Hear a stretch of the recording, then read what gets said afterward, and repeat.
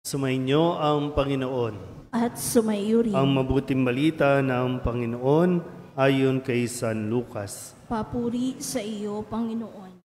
Noong panahong iyon, nang tumingin si Jesus, nakita niya ang mayayamang naguhulog ng kanilang kaloob sa lalagyan nito sa templo. Nakita rin niya ang isang dukhang babaeng balo na naghulog ng 2 kusing. Ang wika ni Jesus, sinasabi ko sa inyo, ang dukhang balong iyon ay naghulog ng higit kaysa kanilang lahat, sapagkat bahagi lang nang di na nila kailangan ang kanilang ipinagkaloob. Ngunit ibinigay ng balong iyon na dukhang dukha ang buo niyang ikabubuhay. Ang mabuting balita ng Panginoon. Pinupuri ka namin, Panginoong Hesukristo. Umupo ang lahat. Isang magandang araw po sa inyong lahat. Tayo po ay nasa huling linggo ng karaniwang panahon. Ngayon po, Lunes, habang ginugunita natin ang pagdadala sa mahal na Birhen sa templo. Templo na kung saan ay mahalaga para sa ating lahat. Yung templo at yung simbahan na atin pong pinagtitipunan at kung saan nagkakaroon ng tamang lugar para tayo po ay magkaroon ng mas malalim na pakikipag-ugnayan, hindi lang sa Diyos, kundi maging sa ating kapwa. Sabihin nyo nga po, templo. So, siyempre, ang templo, ang ginagamit na salita noon sa bahay dalanginan. Sa modernong panahon, yung bahay dalanginan ay ang simbahan. Bawat Hudyo ay mayroong responsibilidad na magbigay para sa templo. Malinaw po ba? Magbigay, no? Yun nga, mayroon tayong nababasa, no, na mayroong ikapo na dapat lahat ay nagbibigay ng kanyang ikapo. Obligasyon po yan ng bawat miyembro ng simbahan. Kaya nga sabi, taon-taon, no?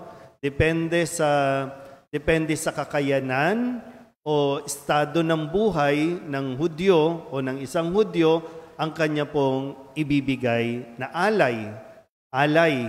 At pag sinabing alay, ito ang pasasalamat niya sa lahat ng biyaya na ipinagkaloob ng Diyos sa Kanya. Kaya yung kusang loob na pagbibigay ng Kanya pong ikapo. So kung ikaw ay mayaman, so kung babalikan niyo yung lumang tipan, pag mayaman ang isang Hudyo, yung tamaraw, baka, ano bang tawag nila doon, no? Yun ang kanilang ialay. Kapag mahirap, kaya nga si Jose at si Maria, nung pumunta ng templo para maghandog, kalapati, 2 kalapati, para sa mga madukha o mahihirap na miyembro. So, depende sa estado. So, lahat po ay kinakailangan nagbibigay sa templo para sa upkeeping o pangangailangan ng templo. Malinaw po ba?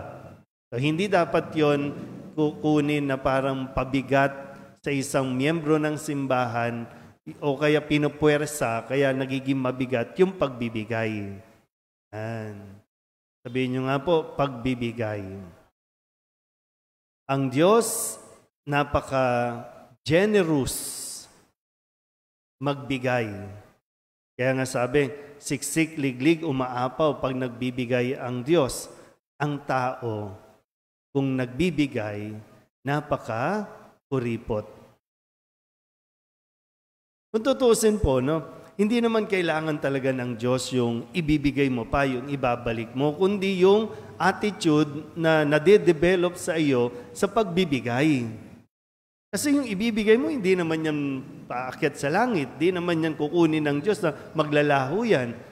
Kasi dapat nga, yung binibigay sa templo, yung mga tao sa templo, yun naman ang gagamitin para sa pangtulong sa mga dukha. Yun yung nagiging proseso ng yung daloy, no, ng tulong na ibinibigay sa atin. Kaya nga sa Ebanghelyo, sabi dito, di ba, no, pinagmamasdan ni Jesus ang lahat ng naguhulog doon sa lalagayan ng sa templo. Pinagmamasdan niya. Yung iba, mayayaman, malalaki yung hinuhulog, pero hindi siya na-impress. Mahirap. Maganda rin siguro na maintindihan. Pag nagbibigay ba tayo dahil gusto natin magpasalamat o nagbibigay tayo kasi gusto lang natin magpa-impress? Pag sumasagot, ano ba, sa panahon natin ngayon, pag may sumasagot ba na, ako nang bahala dyan, ako na magpapatayo dyan, ako na magbabayad dyan, talaga bang generous siya o gusto lang magpa-impress? Pero maganda sa ating sarili na rin, no? Kasi mas ikinatuwa ni Jesus yung isang pulubi na nagbigay, naghulog, no, ng higit sa kanyang kailangan. Yung dukhang balo, pagbalo na, ay talagang itinuturing na isa sa mga mahihirap yan. Kasi wala nang sasandalan, wala nang aasahan. Pero yun pa yung binanggit ni Jesus dahil sabi niya, yung dukhang-dukha na buo na ibinigay ang kanyang ikabubuhay. Dahil nga yung iba, tingi-tingi lang. Sa paningin ng mga tao siguro, wow, ang laki.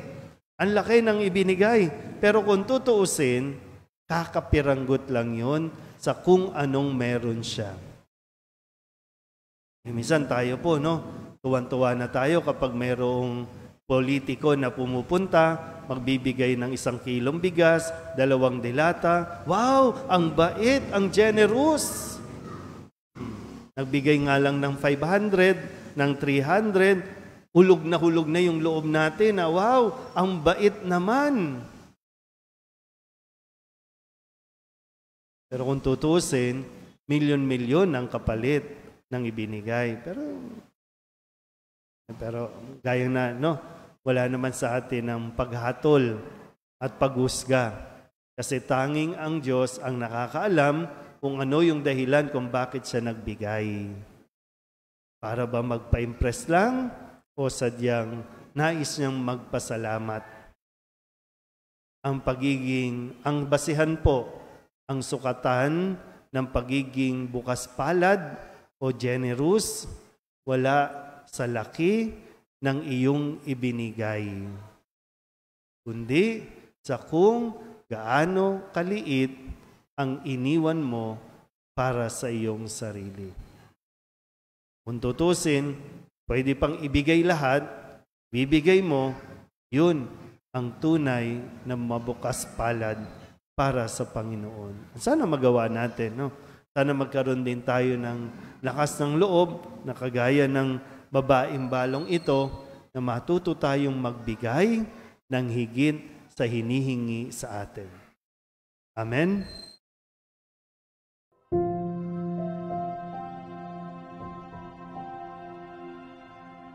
Thank you.